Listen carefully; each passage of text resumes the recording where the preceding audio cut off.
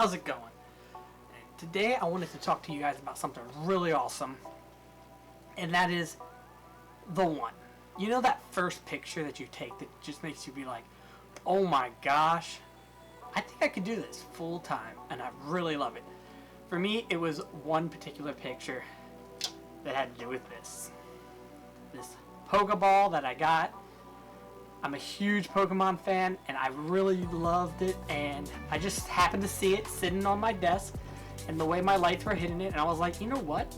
I gotta capture that. So I took the photo, and I took like probably 6 or 7. Some of them was too dark, some of them too light. So I began to just mess around with the light, mess around with my camera settings, and I ended up getting this photo. This photo was amazing. I posted it on Instagram. And, I had some, obviously I got all my friends were liking it, and I was like, yeah, it's all cool. But I didn't realize just how good the photo was until I was talking to a friend, and I was like, yeah, this is actually like my favorite photo. And he says these words, which gave me all the confidence to start doing photography more often and really get into product photography, which I've been in love with.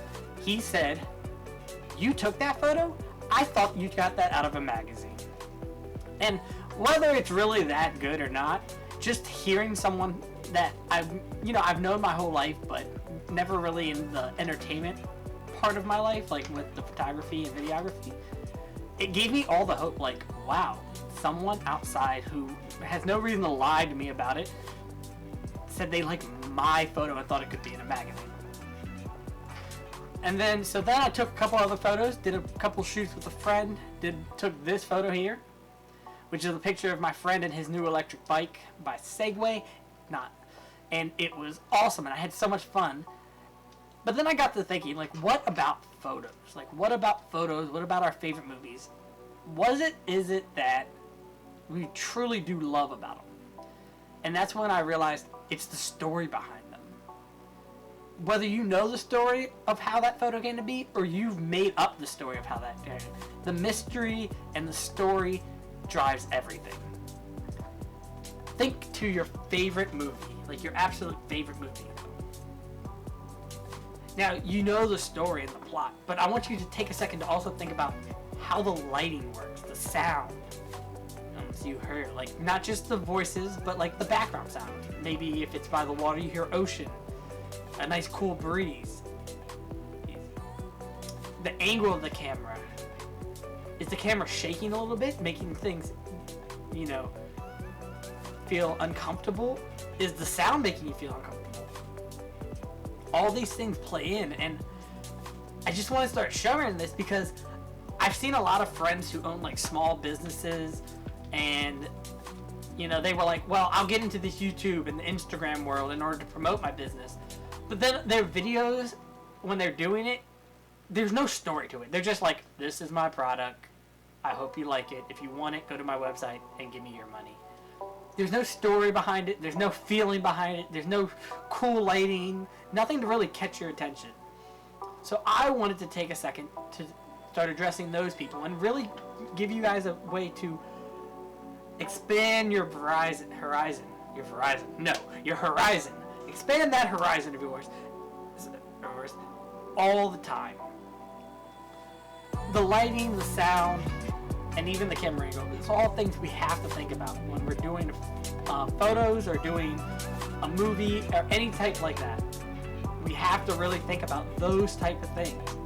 If it's more of a comedy, you might want brighter, whiter, white walls, bright lights to kind of give it a cool, like, everything's all right. But if it's that dangerous, living on the edge, you may want to have harsh shadows, darker images that invoke emotion. Everything we do when we're doing photography all plays in a part. Now, editing is also a big part, but we'll touch on that another day with another video. So when you're taking your photos, you really have to focus. Find your Pokeball, that one thing you really love, whether it's a location, a person, someone that when you see, you're just like, I want that picture. Something or someone that when you see, you're like, I want that picture. And take that photo. And take it again. And take it again. And keep taking it until you find that one that's just like, wow. Then find something else. I have this photo here, which is a picture of my dad's drum set. And I took it, and I took probably about 20 to 30 photos. And this is the one that I was just like, I love it. It gives that old rusted feeling, which is great because my dad got this drum set when he was a kid. So it is an older drum set, you know. And that's how you actually start to create your style. I've noticed with me, I like darker, I like black and white, I like grittier, I like that epic like shine off of things. You know, to really like that action sports type look. And once you find that, then you can move forward. But until you actually find like your style and your voice, your stuff is gonna look sporadic. Nothing's gonna match, but that's okay actually. Not matching is okay. It's okay for me. I like horror and comedy, two things that shouldn't go together. So a lot of times I might shoot something that's real funny and entertaining, and then the very next day start working on a horror film, which is gory and murder everywhere, which is so much fun. It really, the broader your horizon is, I said it again, the broader your horizon is, the more you'll actually be able to learn and grow. But honestly, the like number one thing to really get started and start doing this is just find that first thing. Take that first photo. Master your photos. Then if you want to start doing videos, start doing your videos. Start your lighting. This channel here, it's really going to be about showing you the background. I want to show everyone the background. Show everyone how to improve. So over the next however long I decide to do this for, I plan on showing you how to work in a real small space that maybe be a storage locker that you have a desk in it, or you know, or something like that, or a basement or an attic that isn't really meant for a studio. How to work in that, and then how to work out in the field, like, you know, at a park where you have strangers walking by all the time. I really want to do all these things and just get to know the viewership as well. Hear your guys' ideas. You know, if you ever were like, hey, I want to do an underwater scene, how can I do it? Ask me, I'll show you guys. If I don't know, then I'll say, hey, I'm not sure, I'll have to look it up. But you can challenge me as much as I'll help educate you. I feel like that's a good relationship to have. You guys challenge me, hey, show me how to do this.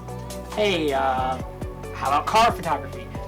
That's something I've never done. I've never really gotten into car photography, but I have a lot of friends that drive really nice cars, and they have friends that do their pictures. I would love to get into that and learn. I've also learned.